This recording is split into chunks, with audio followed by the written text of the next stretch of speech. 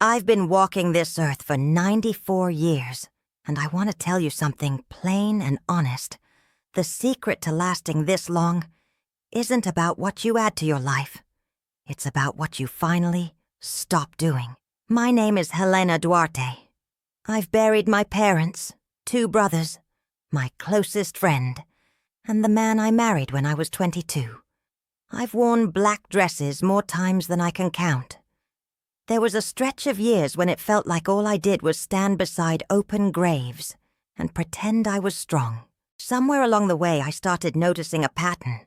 The people who left early weren't careless. They weren't stupid. They weren't cursed. They were tired in a way they never admitted.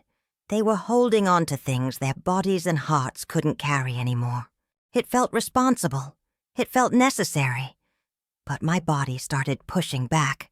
My hands shook. My chest felt tight. My sleep grew thin.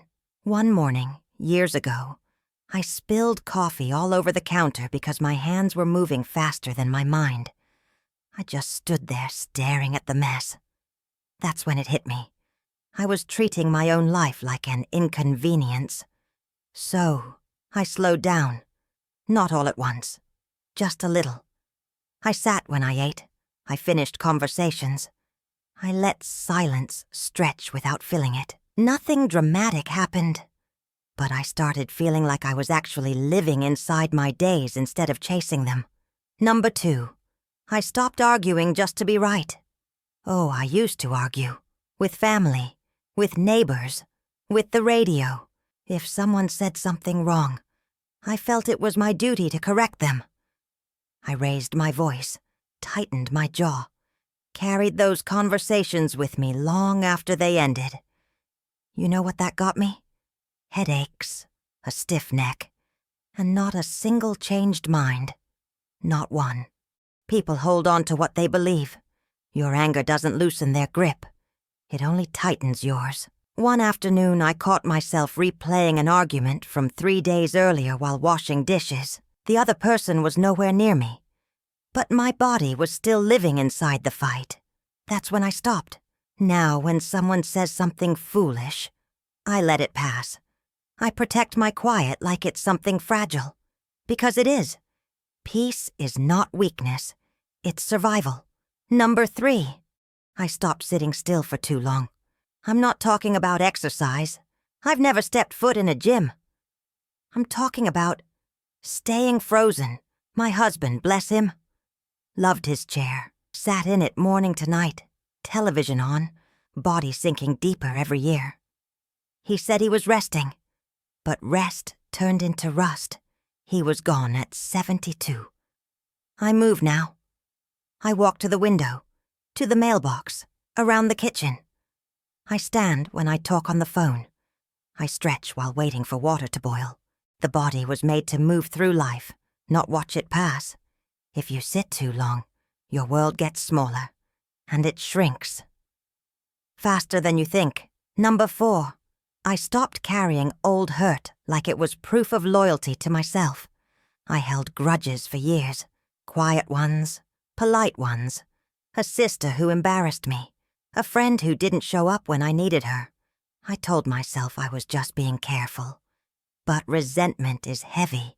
It seeps into your bones. One day I realized I couldn't remember the exact reason I was still angry. Only that I was. That scared me. I called my sister after more than a decade. My voice shook. I said, I don't want to carry this anymore. We cried. We didn't fix everything, but I slept better that night than I had in years. Holding on to pain doesn't preserve justice. It just poisons the one holding it. Number 5, I stopped feeding my mind before bed with things meant to scare me. The news, the shouting, the disasters. I used to fall asleep with fear buzzing in my chest, then wonder why my dreams were restless. Now, evenings are quiet. A book, a prayer. The sound of night outside the window. Sleep came back to me slowly, like an old friend I had pushed away. What you let into your mind before rest stays with you longer than you think. Number 6, I stopped trying to be everything to everyone. I was a yes woman. Yes at work. Yes at church. Yes at home. I thought that was love. But love without boundaries becomes resentment, and resentment hardens you. I started saying no. Softly. Kindly. Without explanation. Some people didn't like it. They drifted away. The ones who stayed were the ones who loved me, not my usefulness. Number 7. This one took me the longest. I stopped waiting to live. I waited for the right time, for retirement, for calm, for permission. I waited so long that some things never happened at all. Trips not taken, words not said, moments postponed until the people involved were gone. I learned this lesson standing alone in my kitchen after my husband died, staring at a calendar full of plans we would never keep. Tomorrow is not a promise, it's a guess. So I stopped waiting. I wear the nice dress.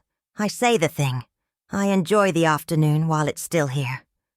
So there it is. 7 things I stopped doing that I believe, with all my heart, are the reason I'm still breathing. Rushing life, arguing needlessly, sitting still too long, holding grudges, feeding fear before rest, pleasing everyone, waiting to live. It isn't complicated, but it isn't easy either. I've watched too many people I loved leave this world still holding on to things that were slowly killing them. If you're listening and any of this feels familiar, maybe sit with it for a moment. You don't have to change everything. Just notice what you're carrying. And if my voice kept you company today, you're welcome to stay. Subscribe to the channel, like the video, share it with someone who might need a quiet reminder.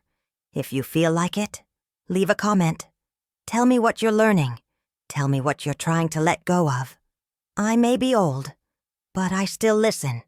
Time doesn't shout when it's leaving. It just keeps walking. And one day, you look up and realize it never stopped for you.